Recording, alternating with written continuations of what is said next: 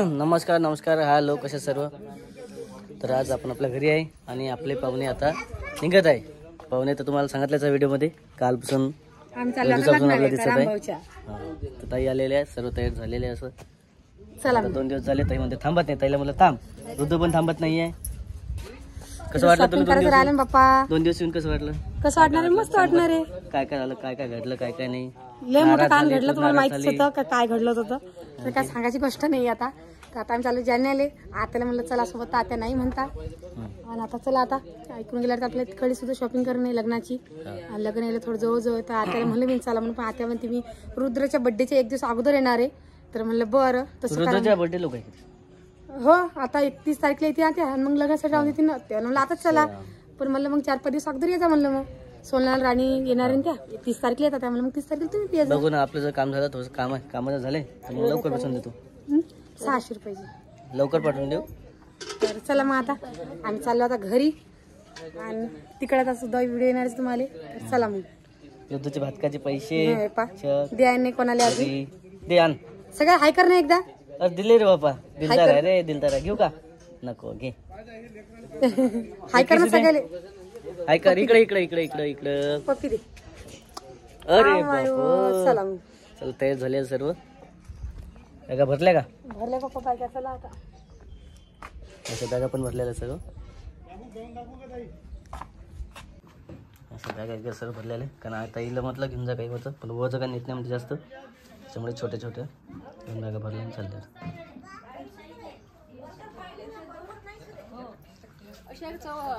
ताई आणि दोघं आम्ही सोबत जाणार सोडायला, कारण आई पण म्हणत होती येतो म्हणून. आणि आम्हाला पण करण्याला काम आहे, दुसरं काम आहे ऑफिसचं. थोडंसं काम झालंय की मग बघू. दिलं आईला बसून जमलं असतं म्हणजे 1-2 दिवसानंतर.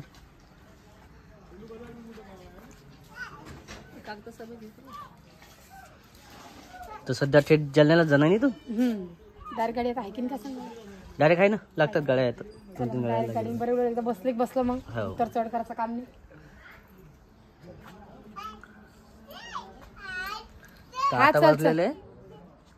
10 वाजलेले सकाळचे आणि लगेच आता निघणार आहे म्हणजे.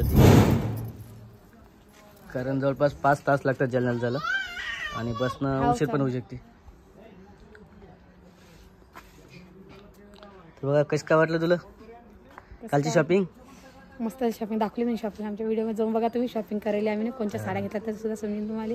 आणि आता ऋतूसाठी ड्रेस सुद्धा आणलेला आहे, पण तो ऋतू थोडासा मोठा झालेला आहे. पण काही प्रॉब्लेम नाही आहे, थोडा वाटतं अंगाचं घेणं पडतो. त्याच्यात आम्ही मोठाच घेतला थोडा ड्रेस.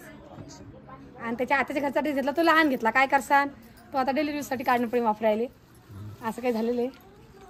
तर आता आपण लग्नासाठी कसा ड्रेस घ्यायचा ते तुम्ही कमेंट करून सांगा आम्हाला. ऋतूला कसा ड्रेस चांगला दिसशी. हो, ती शॉपिंग राहिली, लग्न शॉपिंग राहिली. आता लग्नात कोणता ड्रेस घ्यायचा, त्याला हळदी सुद्धा एक ड्रेस घेणे. 1-2 दिवस वाट पाहिजे आमची म्हणून तुम्हाला आताला पाठवून. आता आम्ही उद्या चाललो आम्ही शॉपिंगला. उद्या चालले का? उद्या परदेशी. मग काय उशिरा घेता येते आले तर, म्हणजे भाऊजीला घरी जाणे त्यांना. त्याच्याकरता आम्ही पहिले शॉपिंग करून मग ते घरी जातील. त्यांच्यासाठी सुद्धा ड्रेस घेणे लग्नाचा. जवळ पाहिजे ना. तर चला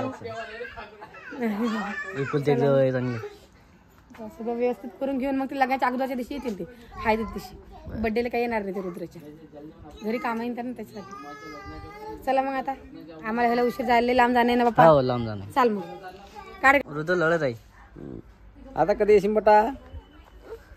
आता येऊ म्हणा. आता लग्न थांब नाही ना आजचे दिवस जाणार लगेच. चालले बुवा आता काय करतो?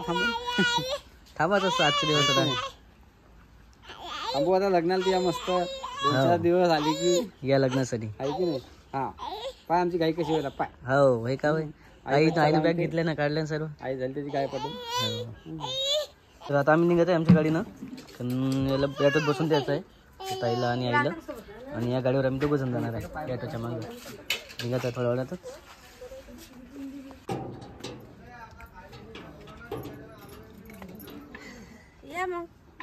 हो चला चला ना, आपल्या जाणार सोबत. बसून देतो.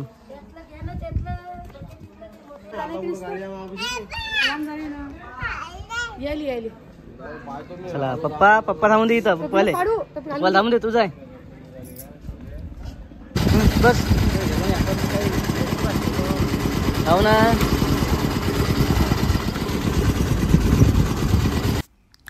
अशा प्रकारे सर्वजण तयारी करून आलो होतो आम्ही बसस्टँडला.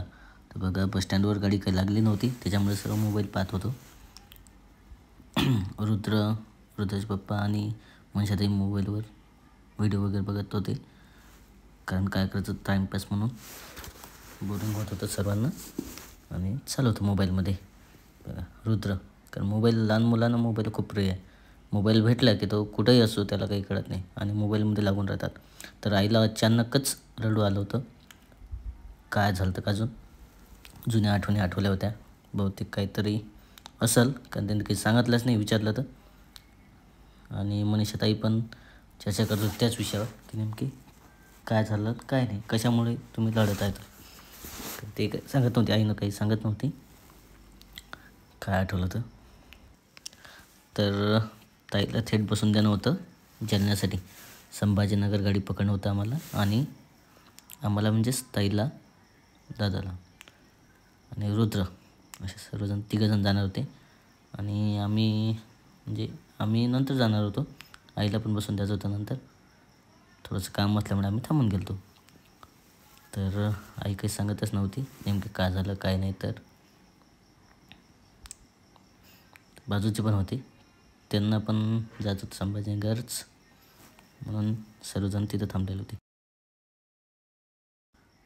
तर बघा बसस्टँडवरती पण दोघीच्या आत्या आणि भाचीच्या चर्चा चालूच होत्या, कारण जोपर्यंत घरून निघालो तेव्हापासून सोबतच होते आणि त्याचं बोलणं चालूच होतं. आता सर्वजण कंटाळले होते, कारण बस काही लागत नव्हती. 11 वाजले तरी बस लागत नव्हती, कारण आता 11:30ची एक बस येणार होती. त्या बसची वाट पाहणं चालू होती. शॉर्टकट जाते ती आणि लवकर जाते, त्याच्यामुळे त्या बसची वाट पाहणं चालू होती. खूप उशीर झाला असल्यामुळे आणि सर्व बोरिंग होत होतं. काय करावं काय नाही काही समजत नव्हतं त्यांना पण. जर वाशिमपर्यंत जर भेटली असती तर त्यांना बसून दिलं असतं, पण एक गाडी होती डायरेक्टची, त्याच्यामुळे ते थांबलेलं होतं सर्व. तर शेवटी वाट बघून कंटाळून शेवटी बस लागली होती संभाजीनगरची आणि जालन्यातला ते ताई आणि दादा निघाले. तर हा व्हिडिओ इथंच संपलेला आहे. भेटूया पुढच्या व्हिडिओमध्ये. बाय. ओके.